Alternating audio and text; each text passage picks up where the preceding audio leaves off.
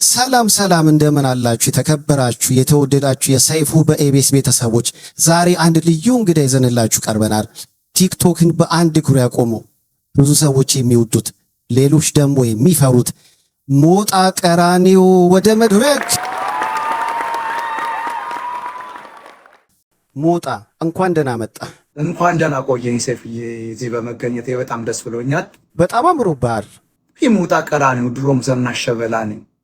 ትዳሬን አክባሪ ሆኜ እንጂ ስንቱ አይደለች እንደ ወደድኩ እያለች ላይ ብላይ የምትመጣው። ታዲያ እንዴት ነው ባለቤት አትቀና? አለ ጠንቅቃ ታቀኛለች። መቼም በወዳት ነው ከስንቱ ቆንጃጅት ነው እንዳላ መርጫ ገባት። ያው አንዳንዴ ላይ ብላይ መጥተው ይህን ቁመናና መልክ ሲያዩ ሴቶቹ መቋቋም ሲያቅታቸው ታያለች። ትንሽ ቅናት ቢጤ ይኖራል። እሱም ለፍቅር ቅመም ነው። ስለዚህ ሶሻል ሚዲያው በትዳሬ ላይ ያመጣው ተጽዕኖ የለም እያልክ ነው? ምን ነው ሰይፉ ካልጠፋ ጥያቄ ጓዳው አበዛንስ። ስላንተ ብዙ አድናቂዎች ማወቅ ስለሚፈልጉ ነው።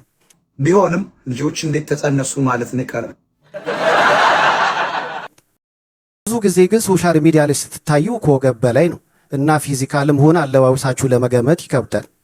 እርግጥ ነው ቆሞ ይሁን ተቀምጠው የማይታወቁ ብዙ ቲክቶከሮች አሉ። እኔ ሞጣ ግን ነሸጥም ሲያረግኝ ቆሜ ደንሳለሁ። መቼም ስደንስ ማይክል ጃክሰንን አስንቃለሁ። አጥንት ያለኝም አልመስል። በእውነቱ ሞጣ ማን ነው? ሞጣ ማለት የተከፋ አንበሳ ነው። ከጭቃ ውስጥ ወጥቶ እውነቱን ተናግሮ ዛሬ አሜሪካ ሆኖ ያችን እውነት የሚዘረግፋት ወንድ ነው። ሞጣ ማለት ለሐሰት የማይመች ለባንዳ የማይደፋ የኢትዮጵያ ቁጭት ያቃጠለው የገጠር ልጅ ነው። ግን በቲክቶክ ላይ ሰውን እንዲህ ስትናገር አትፈራም?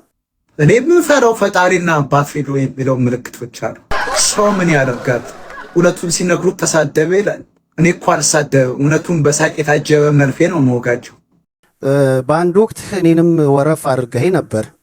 ካልጠፋ ሰው ዮኒ ጓያን እንግዳ አድርገህ ስታቀርብ እንዴት ዝም እልሃለሁ? በህዝብ ጥያቄ እኮ ነው ያቀረብኩት ሞጣ። ቢሆንስ ምን ያህሉ ኢትዮጵያ ህዝብ ጤነኛ ሆኖ ነው? ግማሹ እንደምታውቀው ደንቆሮ ነው።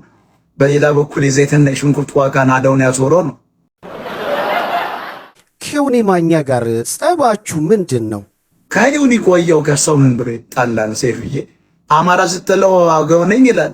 አገው ስትለው ኦሮሞ ነኝ ይላል። ኦርቶዶክስ ስትለው ሙስሊም ነኝ ይላል። ሙስሊም ስትለው ጴንጤ ነኝ ይላል።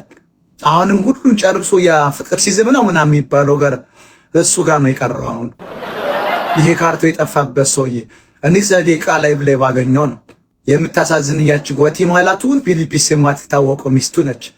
እሷም አማርኛ አትሰማም ብሎ ነው የሰማችለት። ግን ከምን አይነቱ በድንጋ ስለሆኑ ነው ብላ አሜሪካ እንኳን ኒኮሎሉ ጥብቅ ነው። ከህንድ ወይ ከፓኪስታን ተበድራ እንደ ሀገር ነው የምታጠፋ። ቆይ አንተ ብዙ ጊዜ ትቀልዳለህ፣ ፖለቲካ ውስጥ ትገባለህ። ከየት ሆነ አንተ ፖለቲከኛ ወይስ ቀልደኛ? የኢትዮጵያ ፖለቲካ ራሱ ቀልድ ሆኖብን እኮ ነው ዘይፈሻ። እኔ እኮ ዝም ብዬ በነፃ የማስግ ግብር የተጣለብኝ ታክስ ከፋይ ነኝ። ፖለቲካ ውስጥ ገብቼ እሪ ስል ቀልድ ይመስላችኋል። ስቀልድ ደግሞ ሴራ ነው ይላሉ። ፖለቲካ እንደ መድኃኒት መራራ ነው። ቀጥታ ብትሰጠው ይተንፈዋል፣ በማር ብትቀላቅለው ግን ይውጧል። እኔ የምሰራው ያንን ነው። ሰው ሲስቅ ጆሮን ይከፍታል፣ ከዚያ መልእክቱ በራሱ ሰዓት ይገባል። ፖለቲከኛ ከሆነ ትግሉን ለምን በአካል አይቀላቀልም የሚሉ አካላቶች አሉ። ወኔ ስናይፐር ጂ ሊጋጠም ነው። ሀገር ያለው መሃይም ምን ይሰራል? ምረ ድንጋይ ራስ ካነቀውት መች አነሰው። በሌላ በኩል ላይቭ ላይ አንበሳ ለመሰብሰብ ነው የሚገባው፣ ለህዝብ አስቡ አይደለም የሚሉ አካላቶችም አሉ። ደንቆሮ መሃይም በለው። አንበሳ የሚወርድልኝ እኮ ዳሌና አውረግርጌ አይደለም፣ አንቅቸው አቅጣጫ አሳይቸው ነው። ይህን ድጋፍ የሚያደርጉ አካላት የሀገሪቱን ሰላም የማይፈልጉት አካላት ናቸው። የድሃውን ልጅ ለማስጨረስ ነው ይባላል። በሌላ ወገን ደግሞ ለሀገር ተቆርቋሪነት ካላችሁ አንቂዎቹ መጥተው ለምን አይዋጉም የሚሉም አሉ። ለምን ዋጋ ከፍላሉ? ስንት መሃይም ደንቆሮ ባለበት ሀገር ለምን እኔ እሞታለሁ? እኔ ከምሞት 1 ሚሊዮን ድንጋይ ራሶች ለምን አይሞቱ? ህዝብ ማለቁ ሰላም ይመጣል ብለህ ነው የምታስበው? ሀገር እያመስ ያለው ስንቱ ደናቁርት እኮ ነው ሰይፍዬ። የአካል አለቀ ማለት ሰላም ይወርዳል ማለት አይደል? እርግጥ ኤምባሲውን አስተው አውሮፓም አሜሪካም ያሉ እነ ጂጂኪያ እነ ዘመድኩን እነ ሮማን የመሳሰሉት ደናቆቶች አሉ። እነሱም ባሉበት ማኮላሸት ያስፈልጋል። ከሌላ ብሔር መጥተው ድጋፍ ሲያደርጉ ጊፍት ሲሰጡ ተሳድቦ ያባራል የሚሉ ጥያቄዎች ይነሱባል። እሱ እውነት ነው። ብዙ ጊዜ ለአማራ አካባቢ የሚሰበሰብ ድጋፍ አማራው በቂ ነው ብዬ ስለማመን ነው። ይህንን በማድረግህ ሞጣ እንደ ሀገር ከማሰብ ይልቅ ብሔር ተኮር ነው ይሉሃል። እንዴታ ትግል እኮ ኢትዮጵያን ለማቆም መስሎኝ ሰይፍዬ። ነገር ግን አንድ ትግሬ ወይም ኦሮሞ ሀገሩ በድህነት እየተቆላ አማራ ልርዳ ሲል ደናቁርቱን ነግሬ ነው የማባረው። ከሌላ ብሔር ብቻ ሳይሆን ከራሱ ወገኖች ጋር የማይግባባም ይሏል። ለምሳሌ ከድምፃዊ ፋሲል ደሞዝ ጋር እንደተጋጫችሁ ቪዲዮ ማየት ችያለሁ። አሁን ፋሲል ደሞዝን ሰው አድርገው ነው አርጅት ብሎ ዘርፎ አሜሪካ ገብቶ ከሱ በኋላ የመጡ ስንቶቹ እንግሊዝኛ አቀላጥፎ ሲናገሩ እሱ ገና ሂና ሺን በቅጡ ሳይለይ ለአማራ ታገላለሁ ይላል። ምንም ቢሆን ለበጎ ነገር ተናቦ መስራት አይሻል? ሀና ዓለም ከማይልህ ጋር ተናቦ መስራት ከባድ ነው ሰይፈሽ። ግን አንዳንድ ሰዎች ሞጣ ሲመጣ ግጭት ይዞ ነው የሚመጣው ይሏል። አንተ ግን ራስ እንዴት ነው የምታየው? እንደዚህ የሚሉ አህዮችን ተዋቸው። እኔ ግጭት አይደለም ስድብ አልወድም። እሺ አሁን ያው የጌም ሰዓት ነው። ለምጠይቅ ጥያቄ ያውቃል ወይም አያውቅም የሚለውን ምልክት በምልክት ታሳያል። ዝግጁ ነህ? ይቻላል? ይቻላል። ላይቭ ላይ የተጣላሁትን ሰው በአካል መንገድ ላይ ተገናኝቼ ተጣልቼ አውቃለሁ። በብዛት ይገጥምሃል። ፖለቲካ ስታወራ የሆነ አካል ደግፈ ስለሚሆን ሌላኛው አካል ደግሞ ተቃራኒ የሚቃወም ነው። አንድ የሚኒሶታ አንድ ዝግጅት ላይ ሄድኩና በመሃል ስልክ ላወራ ወጥቼ አንድ ስጋ በቂ ነው ያለ ክምር ግለሰብ መጣና ሊተናኮለኝ ሞከረ። ተባልኩት። አልፎ ገብቶ መጣ።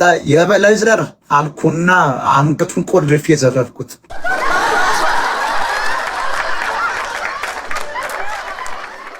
በተለያየ ዝግጅት ላይ ስታደም ሴቶች አስቸግረውኝ ያውቃሉ።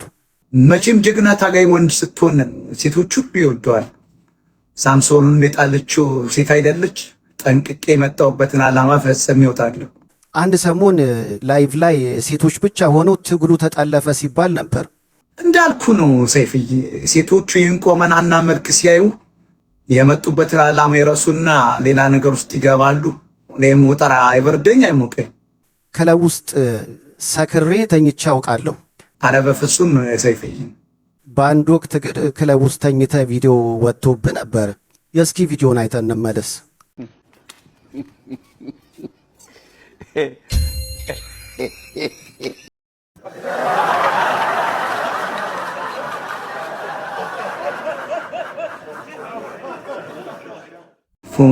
ልክ ነው። ይህ ጀርመን ውስጥ ነው። አድናቂዎቼ ጋብሰውኝ ሄድኩና ሴቶቹ በዚህ በዛ ሲሉኝ አንድ ሁለት ብዬ እንድሄድ ጋደም አልኩኝ። ከትዳር ውጭ ልጅ አለክ? ኧረ በፍፁም። አንድ ወቅት ላይ ሞጣ አባቴ ነው የሚል ልጅ መጥቶ ነበር። አዎ አንድ ሰሞን መጥቶ ነበር። ተከታታይ ቪዲዮ ሰራ። አየኝ የምልከው ዶላር እንደሌለኝ ሲገባ ወደ ትክክለኛው አባቱ ሄደ። አንዳንዶች ሞጣ እንዴት አሜሪካ ገባ ብሎ ይጠይቃል። አሜሪካ ብርቅ ነው? እንኳን ስንቱ ጥላዊስ ገብቶ የለ እንዴ? እንግዲህ እንግዶች ሲመጡ የፕሮፋይላቸው መክፈት ልማዴ ነው። አንድ ቪዲዮ አግኝተናል። እስኪ ይሄን ቪዲዮ አይተን እንመለስ። በድንጋይ መቶ እዲያው ብዙ ነው፣ በክላሽ እዲያው ብዙ ነው። ወደ አገር የለይ በለው በስንቱ ሰንበር በለው።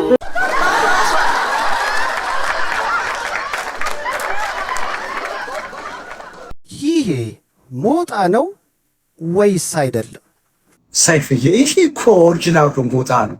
ይሄ ቪዲዮ የተቀረጸው ወደ አሜሪካ ሳልሄድ ገጠር እያሉ የተፈጥሮ ኢንስፔክሽን የማደርግበት ጊዜ ነው። ያኔ እኮ ማሲንኮን የሚመተው ዋይፋይ ስላልነበረ ልምሱ በቀጥታ ወደ ሰማይ ነበር የሚሄደው። አይ አንዳንድ ሰዎችማ አሁንም ገጠሬ ነው እያሉ ያው ያሹፉባል። ገጠሬነቱ አለቀቆማ፣ አሁንም ገጠሬ ነው። ገጠሬ እኮ መባል ሰርተክፌት ነው ሰይፍሻ። አሁን ቲክቶክ ላይ ፊልተር ተቀብቶ ሀይ የሚል ሁሉ ድሮ ገጠር እያለ ላም ሲያልብ የነበረ መሆኑን አትርሳ። እኔ ግን ያኔም ቢሆን ማሲንኮን የሚመተው በአሰራር ነበር። ግን ፎቶ ላይ በጣም ከስተሃል። ያኔማ ሰይፍሻ ዳታ ነበር የምንበለው፣ ቃታና ቆሎ ነበር። በጣም ደስ የሚል ቆይታ ነበር ሞጣዬ። ስለመጣና ጊዜን ስለሰጠን ከልብ እናመሰግናለን። የተከበራችሁ ተመልካቾቻችን ሌላ እንደዚህ የሚያዝናኑ ቪዲዮችን ይዘንላችሁ እንመጣለን። የማይከፈልበትን ሰብስክራይብ